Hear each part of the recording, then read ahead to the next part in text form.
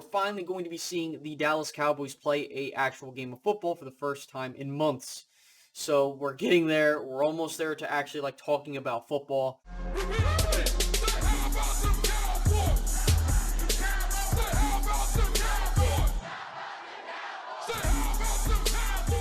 Hey guys, what's going on? It's Space Cowboy here. Welcome back once again to the channel with another video for you guys here today. Looks a bit different probably, and that's because I got a new camera, so I'm hoping that that increases the quality of the video. So if you could, down in the comment section below, let me know how it looks. Tell me, if I can need to, raise the brightness or whatever. It's going to take a bit of adjusting, so just bear with me. And if the mic sounds a bit weird, bear with me with that because I'm just adjusting that with the settings because of how everything's looking in the system. So, without further ado, let's talk about this upcoming Hall of Fame game. We're finally going to be seeing the Dallas Cowboys play a actual game of football for the first time in months.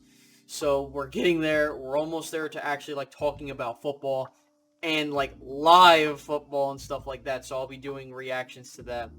But I wanted to put my whole thoughts out there regarding this game because I wanted to just focus on a couple positions I'm actually wanting to look at. And to start things off, that's the backup quarterback position. Now, with that, I understand that Garrett Gilbert pretty much is a lock for the backup quarterback, that QB2. But I'm more so talking about, can Ben DiNucci, like, assert himself as a possible number 2? Like, can he develop? Now, I do think he's going to remain on the team because of Mike McCarthy and that connection there. And I understand that Cooper Rush has that familiarity here with Dallas, so we already know what we're getting from him. But I'm more so looking at, in a totality sake, well, is there anybody that can, like, be better than what we got with Garrett Gilbert last year? Now, odds are no, but I'm really curious to see if Ben DiNucci can take a big step forward. Especially with what we saw in the limited time we saw. Now, another position group I'm looking at is the offensive line. And more so those younger guys, because we know who we have at our starting positions. You have those Pro Bowl guys and quality starter guys, assuming that they're healthy type of thing. Now, for Conor McGovern, this is huge for him, because if he wants to, and I do believe he's going to make the roster, that's not a, any type of like bad thing, or rather like it's not a shocker, but he has the ability to possibly push himself into, hey, maybe we can start this guy, and the way to do that would be having a strong preseason, or at worst he shows that he can be a reliable piece, which he showed last year. And if Zach Martin ends up getting into injury issues, I do feel comfortable with putting McGovern at right guard and we'll be A-okay. Now, another thing I'm looking at, I'm not sure what they're going to do with Tyler Biadasz in this preseason, but I think we already know what we're getting from him. It's just a matter of how is he going to improve in year 2. And, you look at guys like Terrence Steele, Josh Ball, and some of these other guys on this offensive line, and they have to have a good preseason if they want to make a case for having a roster spot. I think Terrence Steele will probably make the roster, knowing his connection with Mike McCarthy, and to be honest with you, he's been improving decently to the point. Now, I'm not saying that he's good. I want to make that clear. What I am saying is that he could, if he can develop into a solid like backup, akin to that of like, okay, you have a Cameron Fleming type of player that's slightly better, I'll take that. And if that means I can keep him on the cheap. And so there's that. Now, as for these other guys like Josh Ball and stuff, them being later round guys, they do have a shot at making the roster. And odds are, like, now you're looking at guys like Brandon Knight, for example, like what happens to him, what happens to some of these other guys that I don't remember off the top of my head. That's going to be a huge thing this entire preseason, is how this depth looks on this offensive line. So we got to keep an eye out on that. Now, you could argue, look at tight end and wide receiver, but I feel like with tight end, you got to wait for the next couple games. I don't believe that Blake Jarwin is going to take snaps in the preseason, or more specifically this game.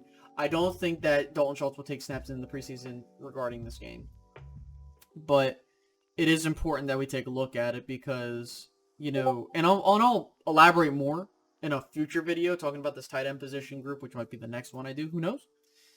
But yeah, I think that when it comes to Blake Jarwin and Dalton Schultz, it's a good problem to have because both have really good traits. But I think that's what we should be looking at on the offense is that backup quarterback position and the offensive line. Now, defensively speaking, you can argue for all of them. Now, in the level of importance, the first I'm looking at is the defensive line. How's Bradley and I going to look? Can Dorrance Armstrong be pushed off, or is he going to continue to look decent if he does play in the preseason? How does Chauncey Goldstein, how does Quinn Bahana look? Does Tristan Hill play, and can he keep his roster? Like, those are the questions that we're going to have. And it's important that they take the advantage that they have, especially with those interior guys. Like, if you're Quinn Bahana, you need to try and, assert yourself, which apparently he's been doing. And Neville Gallimore, oh my goodness, he's been looking fantastic. And I'll make sure to do a future video in detail regarding that in the position room. But yeah, those young guys, they seriously need to take advantage of their opportunity, especially considering the fact that no one is safe on that defense whatsoever. You know, maybe Tank and maybe Jalen Smith, but everybody else is expendable pretty much. Well, maybe a couple other guys aside, I'm more talking about the front seven. But yeah, I'm looking at that defensive line. Now, the linebackers, some people might say yes, but the problem is that this really comes down to, with Jabril Cox and stuff like that. And if Francis Bernard manages to play, that'd be solid, but I doubt he does. I haven't seen any new information, but I'll keep an eye out on that. Luke Gifford. Those young guys, and from what I'm hearing, Jabril Cox is trying out safety, or what they're trying him at safety, so we'll see. But I really do like what the Cowboys got going on at linebacker. It's a good problem to have in the sense of, like, okay, you have these guys, which, if they all do well, are going to be great, but the problem is that's not the case.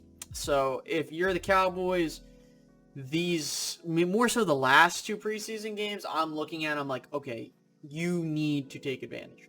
Now, the secondary is another focal point, and guys I'm looking at are Israel. I'm looking at, Malik Hooker plays in the preseason. Wouldn't be shocked, but he's not going to play in this one. Don't think Donovan Wilson will play a whole lot. I'm looking at guys like Darian Thompson. I'm looking at guys in that, threshold there. I don't think DeMonte Casey's going to play either, or maybe he does. I don't know.